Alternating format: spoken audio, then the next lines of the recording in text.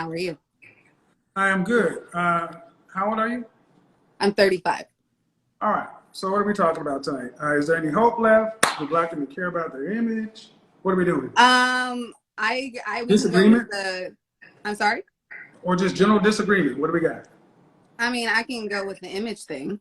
I don't believe that we do control any of. Really?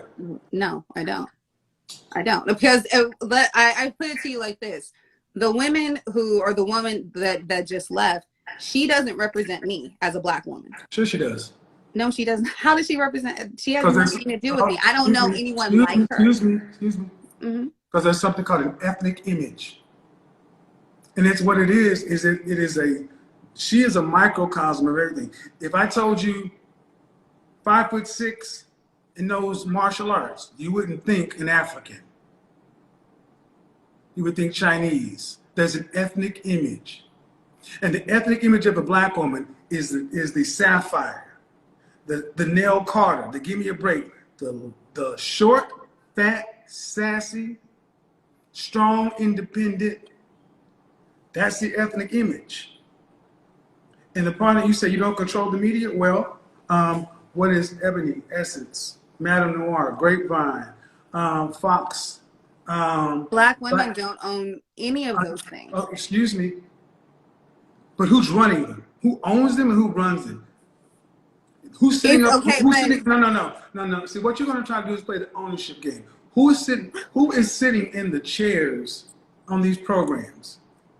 It's white executives who make the decision. It's like kryptonite. I'm sorry? Accountability is like kryptonite. Honey, I have no problem taking accountability for anything that I do. I can speak for myself. Well, the thing is, we're not just speaking about you, because if you speak about you, you can deflect for anything. I said Black female image, not you. But you brought up accountability.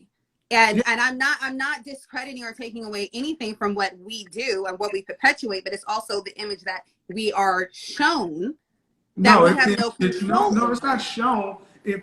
Okay. It's programmed. Sandra Rhimes. Why do we have? She wrote Scandal. A Black woman. She wrote Scandal, but it had to get cleared. No. They're going to do whatever makes money. They're going to do what they're going to.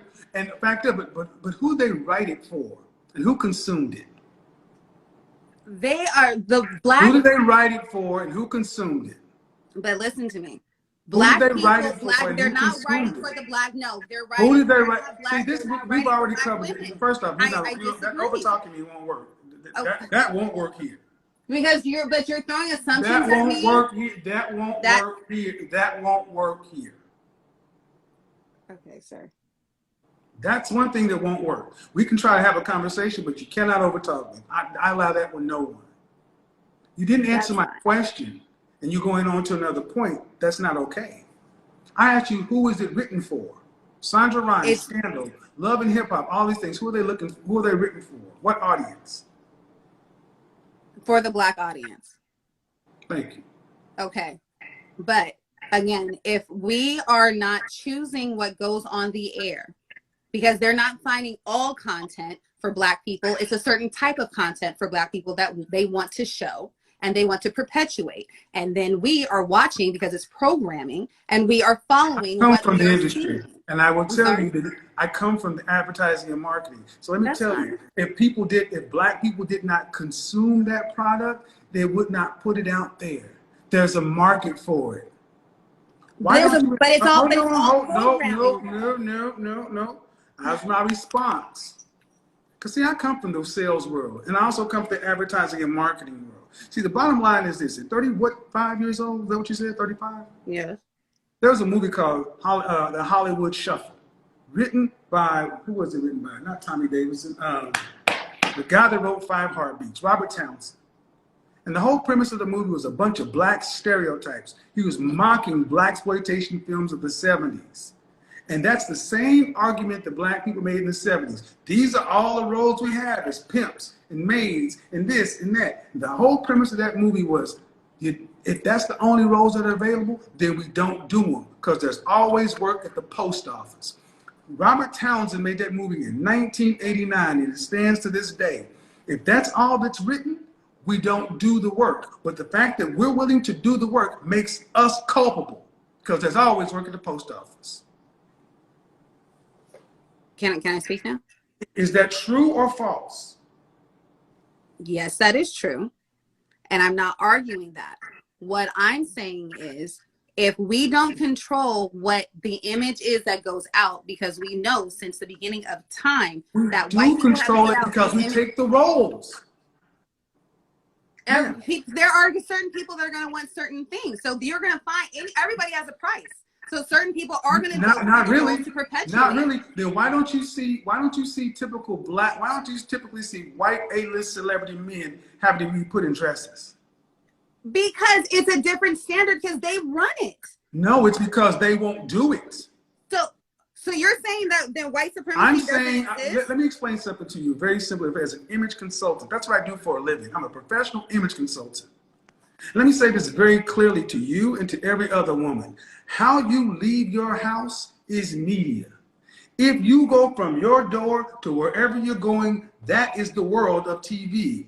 And if you weren't walking out with long fingernails and purple hair and all this other kind of stuff, they could not make it work. And even if they did try to make it work, if they tried to go get Latinas or somebody else and dress them up like black women and make them look like stereotypical black women, back in the 60s, when we didn't dress that way, they couldn't do that shit to us because we came out of our house looking better.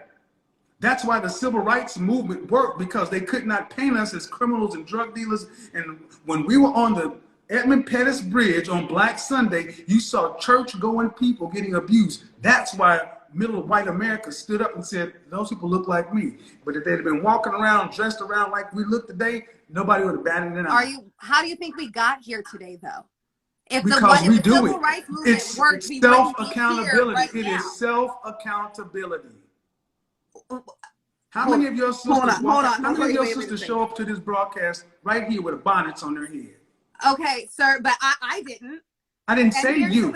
See, that cannot be the argument. That cannot be the deflection. Every time I talk about the group, you talk about you. Wait, you're deflecting, because every time you've sat here and you have said to me, you gave me a list of the things that you've done. You have said to me all of your points, and every time I go to talk, you either cut me off or you say I'm deflecting. What I'm saying to you is every person that you've had on the show does not account for every black woman. I did not. Did I say it does? What do you think you're doing right now? What do you think you're doing right now? Sir, what do you think you're doing right now? Please allow me. What do you think you're doing right now? I'm trying to speak. What do you think you're doing right? What do you think this is doing for the image of black women?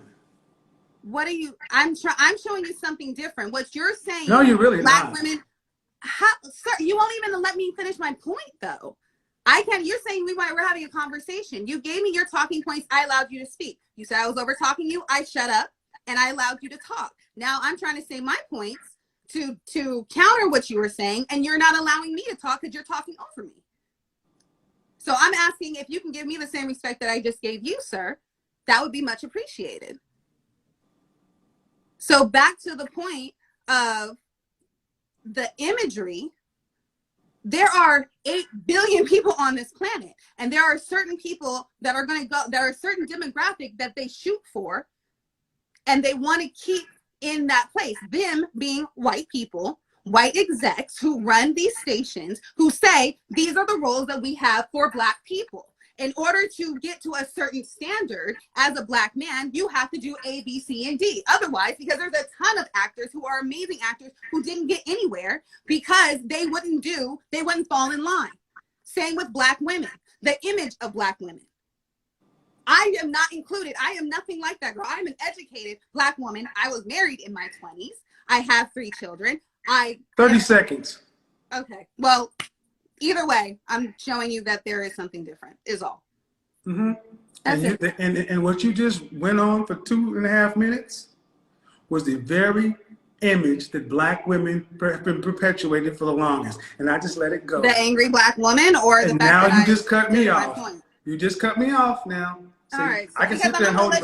You're not gonna. No. You're not. Well, first off, you're not in control of anything. You're not in control of anything. You're not in control of anything. You're not in control of anything. I let you. I just went for 2.5 minutes. But see, what I'm just showing is all this masculine, aggressive energy. There's a way to get your point across and still be a lady, feminine. It's masculine energy because I'm standing Well, on and my I will let point. the audience decide, ladies and gentlemen. When you saw her going off for 2.5 minutes and this and this and this, is that the image you think that's helping black Were you women paying change attention to anything I was lady, saying, though? I went on for two. You see, what you're going to do is let me speak, or I'm going to bid you a good evening. No, well, we can say good night. Good night. Well, you can say good night. I'm still going to say what I got to say Go about you. ahead. You just might I'm want to sure be you here. will. No, Have a well, beautiful how night. about this? Have You a might. I trade you an beautiful night, opportunity sir. to say what you want to say, but you're no different than the rest. And that's the point. The educated of them still think that they're better. No, ma'am, you are the problem too. Because all that bullshit that you ran down, the white exec and this and that, Tyler Perry.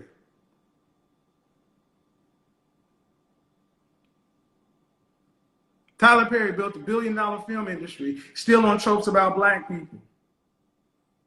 Spike Lee. Spike Lee didn't have to play the tropes. He played against the tropes. See, accountability is like kryptonite. And I'm not like these women. Oh, yes, you are. There is no other group of women that identifies with what you just saw other than African-American women. Click, click, click, click, click, click, click, click, click. And I just let her go. Because see, what she thought she was doing when she was checking me, I'm just sitting there reeling her in. I'm like, I'll let you go. And I'll let you keep digging and digging and digging. And when it got right down to it, she ran out of steam because there was all emotion, no logic, no accountability. It ain't our fault. It is our fault. Don't take the roles. Chinese, Asian people stopped taking the roles of coolies and all that stuff, and they started making their own films or rejecting the films. But the notion that there's always somebody that will do it, it's still our responsibility. This is why men should be in control, because all that emotion gets nothing. So thank you for proving the point even more. It's never our fault. Never our fault. It's always somebody else, the man. All that masculine energy. What do you mean all this masculine energy? That's femininity?